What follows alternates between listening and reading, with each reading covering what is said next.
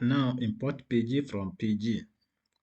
We also installed this PG, so it's a toolbox for talking to PostgreSQL database.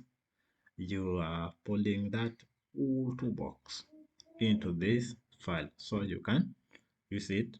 Okay, and then we have global part.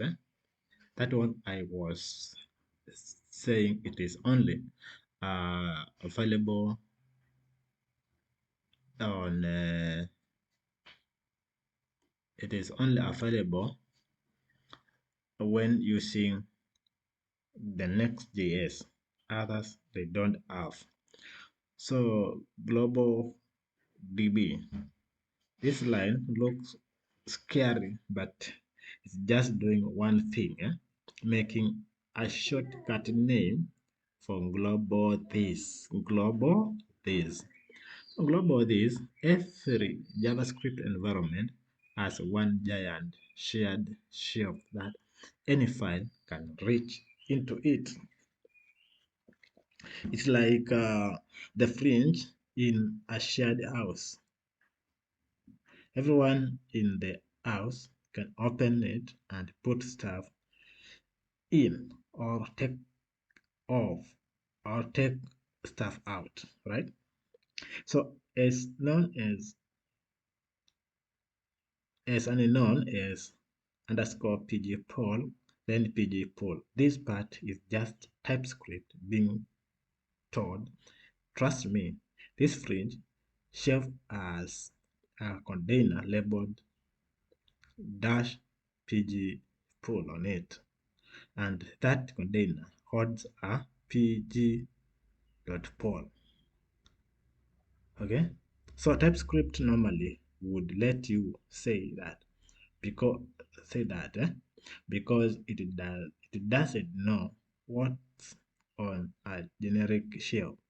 So as unknown as X is like saying stop double checking me, just believe me.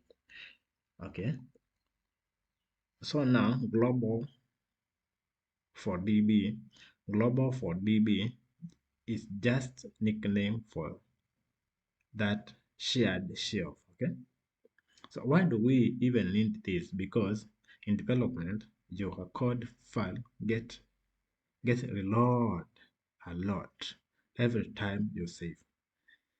Each reload would normally create a brand new connection pool. Do that every time and you run out of connections.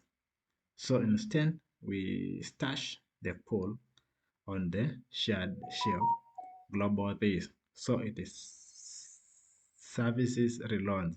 So that means the reload it is not going to be right from the database. It is going to be in this global for DB. And have seen here, it's like a shelf, a particular shelf within a fringe that queries that actually stays the duplicate of the real DB in the real database. For this is just going to prevent reloading every time. And you know what happens when the load is much in database? You get money, or you get your resources being used a lot. So this is also saving you some coin, right?